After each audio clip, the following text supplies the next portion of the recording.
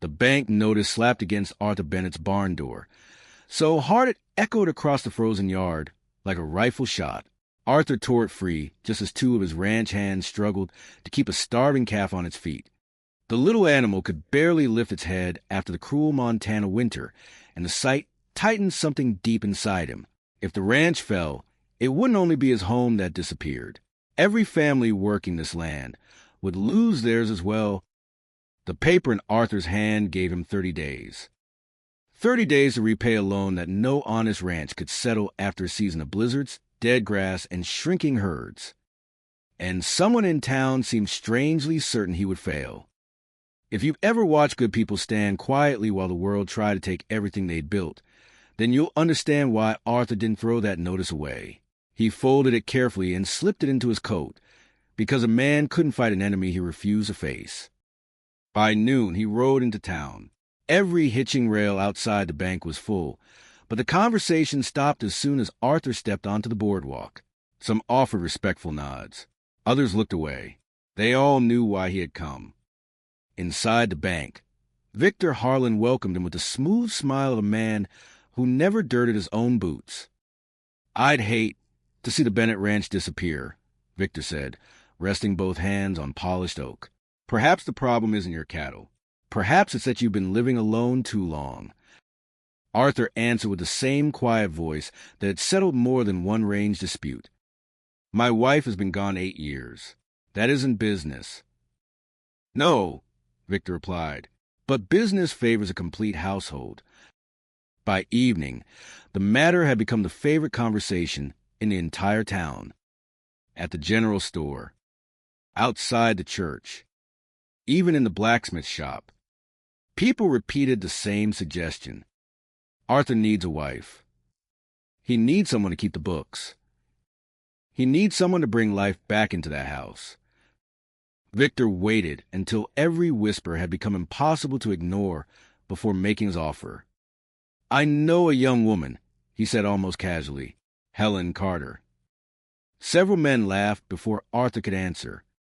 "That girl," one cowboy snorted. "She can't ride worth a lick. Never seen her work cattle.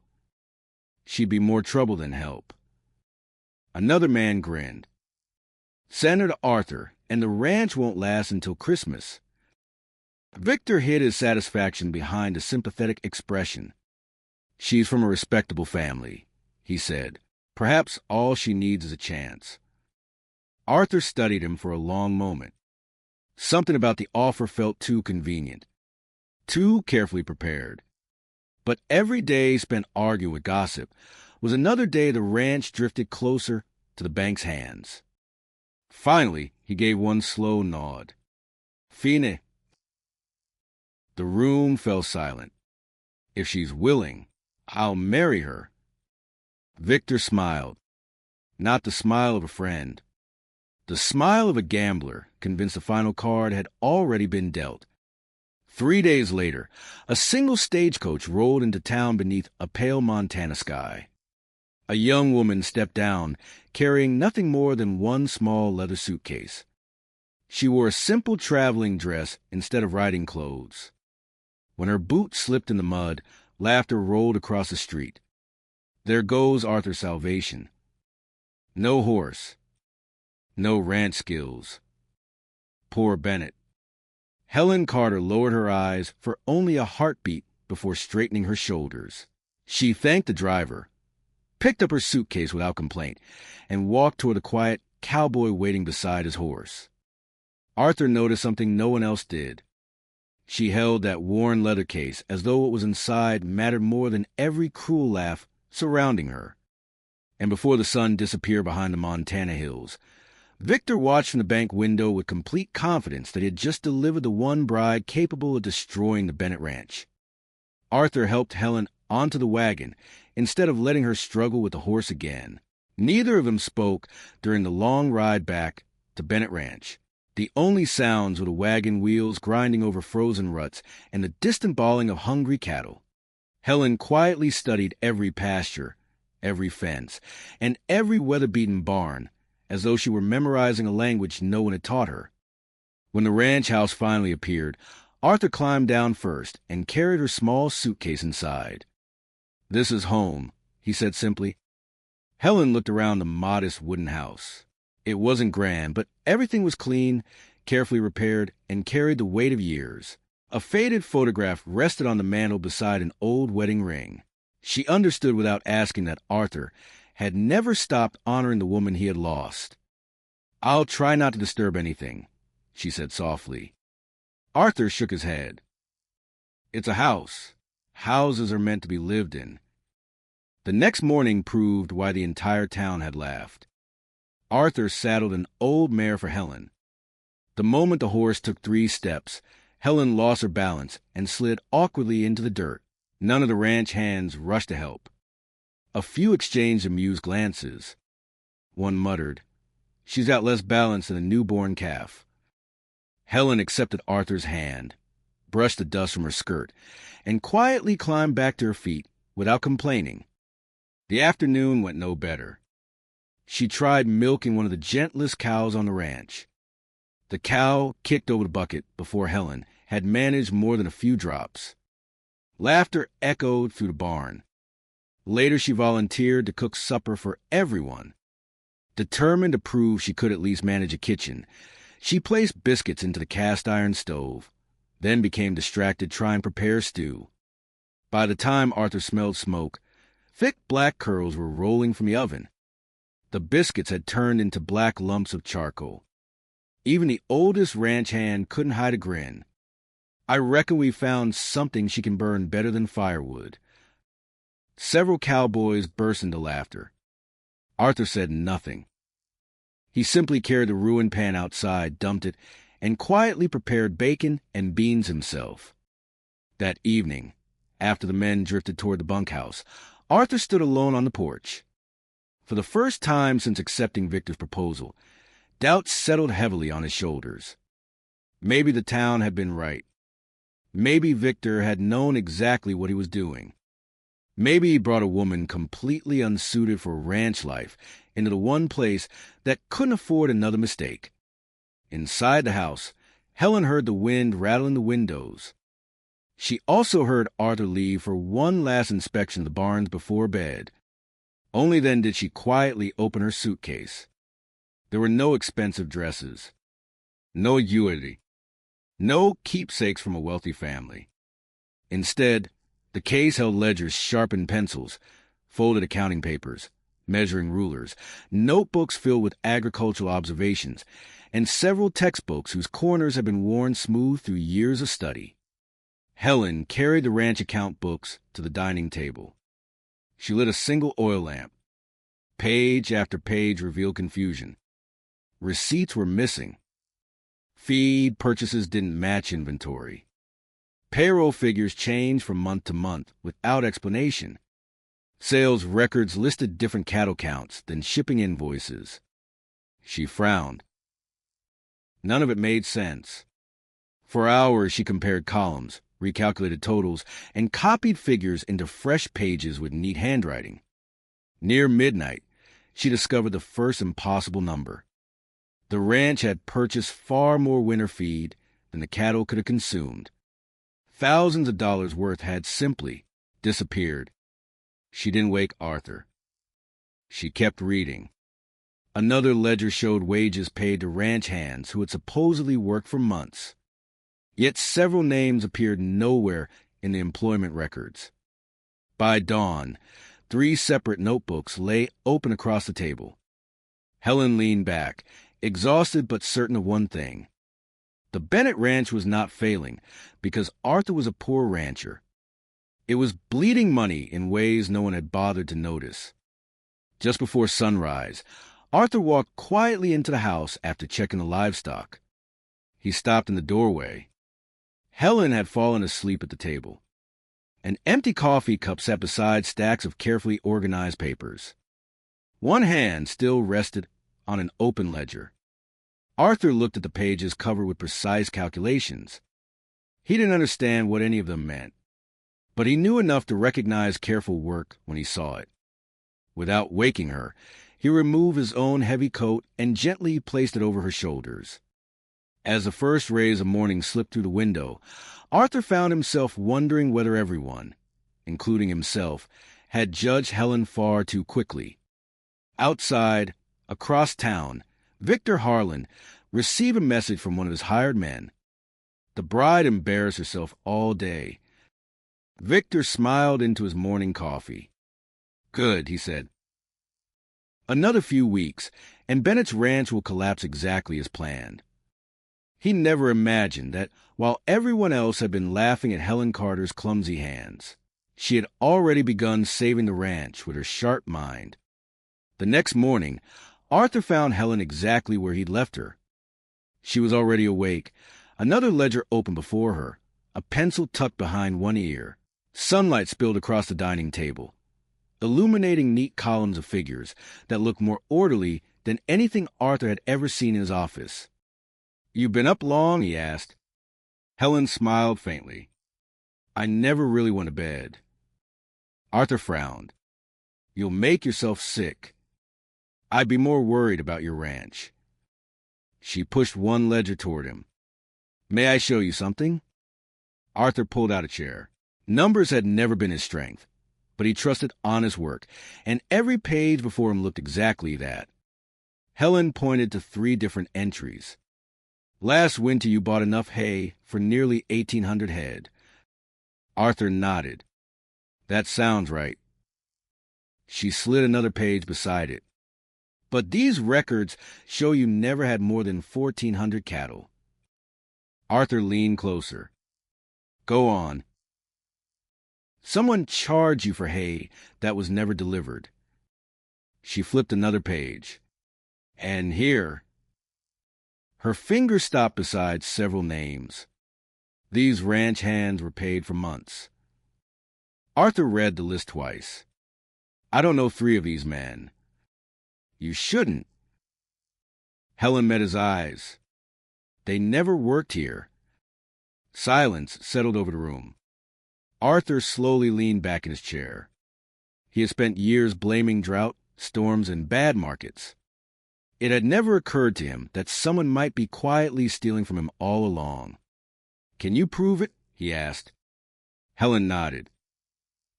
"If we compare purchase receipts, payroll books, and shipping records over the last 5 years.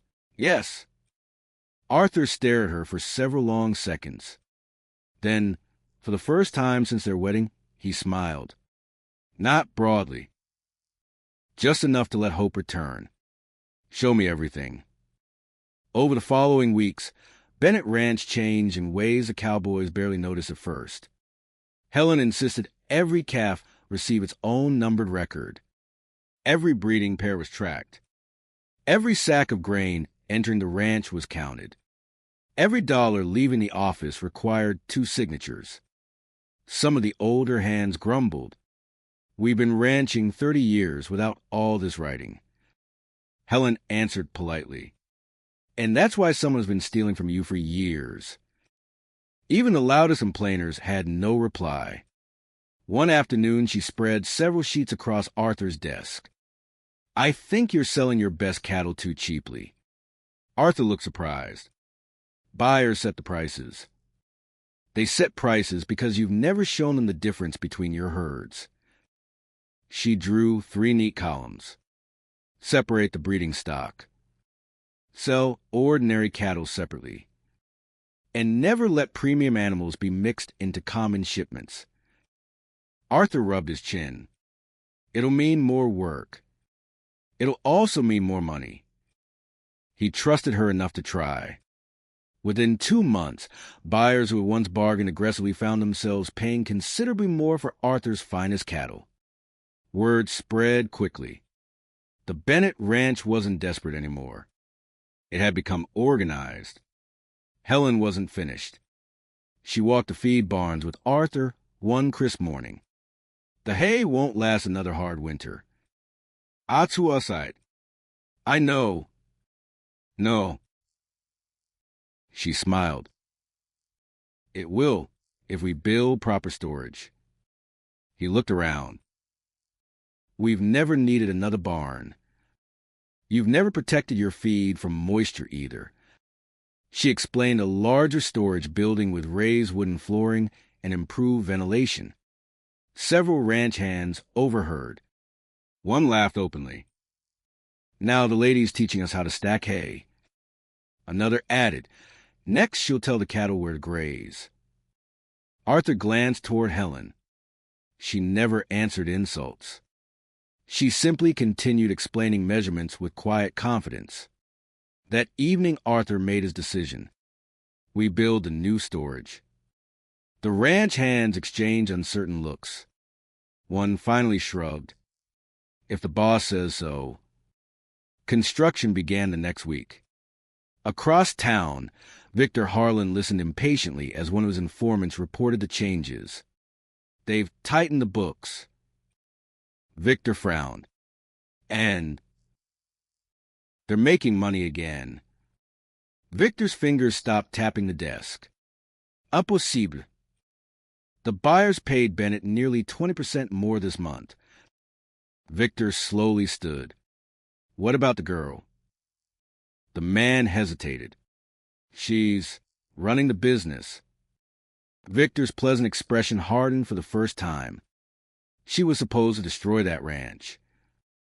Instead, every decision she made seemed to strengthen it. By autumn, the new hay barn stood full. Every ledger balanced. Waste had nearly disappeared. Arthur found himself seeking Helen's opinion before making important decisions. One evening, they stood together overlooking the grazing fields. The setting sun painted the hills gold, while healthy cattle drifted peacefully across fresh pasture. Arthur folded his arms. "I've worked this land nearly 20 years. Helen waited quietly. "And you've seen things I never did." She looked at him with gentle surprise. "You trusted experience. You trusted facts." Arthur gave a quiet chuckle. "Seems I needed both." For the first time, the silence between them no longer felt awkward. It felt comfortable. But far beyond the ranch fence, Victor Harlan watched wagons carrying another successful cattle shipment toward the railroad depot. His investment and failure had become someone else's success. He crushed the end of his cigar beneath his boot. If clever accounting won't save him forever, his voice turned cold, then perhaps something else will make sure Bennett never keeps this ranch. The first move had failed. Victor had just decided to stop playing fair. The first sign of trouble came before sunrise. One of the ranch dogs barked without stopping. Arthur was already pulling on his boots when a ranch hand burst through the front door, breathing hard. "Fire!" Arthur grabbed his rifle, but Helen caught his arm before he rushed outside. "The hay barn." The young cowboy nodded. "They've set the south storage on fire." Arthur sprinted into the cold morning. Flames licked through the dry outer wall, throwing orange light across the yard. Ranch hands formed a desperate bucket line, while others tried to move frightened horses away from the smoke. Helen didn't freeze. She climbed onto a wagon where everyone could hear her. Save the new storage first. One ranch hand looked confused. "The old barn is burning." "I know," Helen answered. "The new one holds enough feed to keep the herd alive all winter. If we lose that, we lose everything." Arthur immediately understood. "Do exactly what she says." The men obeyed. Within minutes, half the crew fought the flames while the rest soaked the walls of the new storage building. Sparks rained across the yard, but the fire never reached the carefully planned warehouse Helen had insisted on building months earlier. By dawn, the old barn was gone. The new one still stood. Black smoke drifted into the pale Montana sky as Arthur walked through the ashes. "This wasn't an accident," he said quietly. Helen bent to examine the ground near the fence. There, half hidden beneath trampled dirt, lay the remains of an oil-soaked rag. She looked toward Arthur. Someone wanted the fire to spread. Arthur's jaw tightened. He didn't need her to say the name. Victor Harlan. Over the following week, more trouble arrived. 3 prize breeding cattle were found poisoned. A section of fencing had been deliberately cut during the night. One trusted ranch hand disappeared with several payroll records. Victor never appeared himself. He let fear do his work. Some neighboring ranchers whispered that Bennett Ranch had simply been lucky for too long. Others quietly advised Arthur to sell before everything collapsed. One evening, Arthur found Helen sitting alone beside the account books. For the first time since arriving, she looked discouraged. "I'm sorry," she whispered. Arthur frowned. "For what?" "I was supposed to ruin this ranch." Arthur stared at her. Helen slowly closed the ledger. "My uncle accepted Victor's offer. Our family owed money. Victor said if I married you, you'd refuse me, or I'd make enough mistakes to finish what the winter had started." She lowered her eyes. "I didn't know how far he intended to go. I only knew I had become part of his plan." Silence filled the room. Arthur walked to the window, looking out over the dark pastures. Finally he spoke. "You could have left." Helen nodded. "I almost did, but you stayed." She looked up. "I could have watched honest people lose everything." Arthur turned back toward her. "No." His voice was calm but certain. "You stayed because it stopped being my ranch." He walked to the table and rested one weathered hand beside the ledgers. "Our ranch." Helen's eyes filled with quiet emotion. Neither of them said another word. They didn't need to. Winter approached again. This time the Bennett Ranch looked nothing like it had a year earlier. The new hay storage stood full. Pastures had been carefully rotated. Every breeding record was organized. Water reserves had been expanded. When neighboring ranchers began selling cattle because they couldn't feed them, Arthur and Helen quietly purchased healthy breeding stock at fair prices. Some laughed at the risk. By spring, they understood the wisdom. The Bennett herd had nearly doubled. Victor's own clients began moving their business elsewhere. He watched wagon after wagon leave the railroad depot carrying cattle branded with the Bennett mark. His patience finally broke. "They've stolen my future," he hissed. "No," his lawyer answered carefully. "They simply manage theirs better." Victor slammed his fist onto the desk. "If business won't stop them." His expression turned icy. "The bank will." Several weeks later, Arthur received another letter. This one demanded immediate repayment of every outstanding loan. No extension. No negociation. Failure would mean foreclosure. Arthur carried the notice into the house. Helen read every page carefully. Instead of panic, she reached for another ledger. Good. Arthur blinked. Good. They finally made their move. She opened several books across the table. For years she had prepared for this moment. Every receipt, every payroll correction, every breeding record, every profitable cattle contract, every agreement with the railroad buyers, every improvement to the ranch. Nothing was missing. Arthur watched quietly. "What are you thinking?" Helen smiled for the first time that day. Victor believed the bank still sees your ranch as a failing business. She gently stacked the ledgers together. "We're going to show them the truth." Arthur studied the woman the town had once called useless. She had arrived carrying one small suitcase. Now that same suitcase was filled with the records that might save everything they had built together. Outside, storm clouds gathered over the Montana hills. Inside, Arthur placed his hand over Helen's. "No matter what happens tomorrow." She looked at him. "That we face it together." For the first time since Victor Harlan had begun his schemes, Arthur no longer felt like a man defending a dying ranch. He felt like a husband preparing to fight beside the strongest partner he had ever known. The battle for Bennett Ranch was no longer about surviving another winter. It was about proving once and for all that honesty, hard work, and trust were worth more than every lie Victor Harlan could buy. The hearing at the county bank drew nearly everyone in town. Some came because they believed Arthur Bennett's ranch was finally finished. Others came because they wanted to witness Victor Harlan claim the finest grazing land in the valley. Victor entered with the confidence of a man who had already counted his victory. He placed Arthur's loan papers neatly on the long oak table.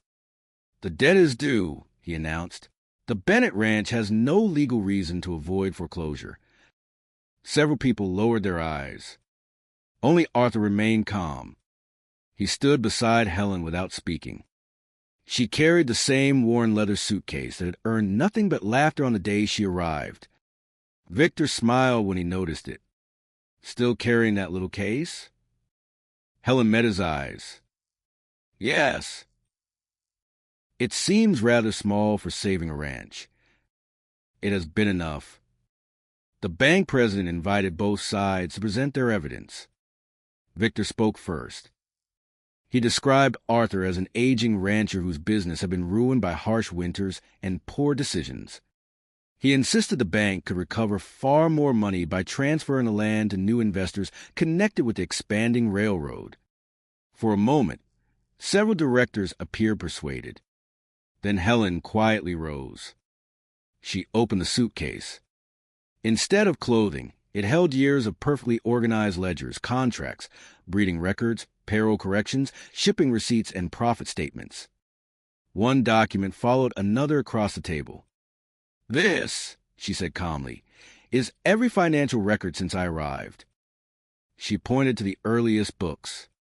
"These pages show theft through false payrolls." She opened another ledger. "These records show inflated feed purchases that never reached the ranch." Another. "These contracts demonstrate the increase in cattle prices after separating breeding stock." Another. "And these are our signed agreements with the railroad meat buyers." The room grew silent. The bank's chief accountant requested the documents. Nearly an hour passed while figures were checked against the bank's own files. Finally, the elderly accountant removed the spectacles. "The numbers are correct." Victor's confident smile disappeared. The accountant continued. "Not only is the Bennett Ranch profitable," he looked directly toward the directors, "it has become one of the strongest agricultural businesses in this county." A director frowned. "Can a loan be repaid?" The accountant nodded. "It already has been." Everyone looked toward Helen. She placed one final receipt onto the table. "Our last shipment cleared 3 days ago." The amount exceeded every remaining obligation. The president of the bank slowly closed Victor's foreclosure request. "There will be no seizure." Victor stood abruptly. "You can't be serious." The president answered without raising his voice. "The bank lends money. It does not steal successful businesses." For the first time in many years, Victor found himself with no audience willing to follow him. He gathered his papers in silence. As he passed Arthur, he muttered bitterly, "I sent you the most useless bride in Montana." Arthur glanced toward Helen before answering. "No." A quiet smile crossed his weathered face. "You sent me the greatest blessing of my life." Victor lowered his eyes. He had spent years studying land, cattle, and money. He had never understood the value of trust. 5 years passed. The Bennett Ranch stretched farther across the Montana prairie than anyone had imagined possible.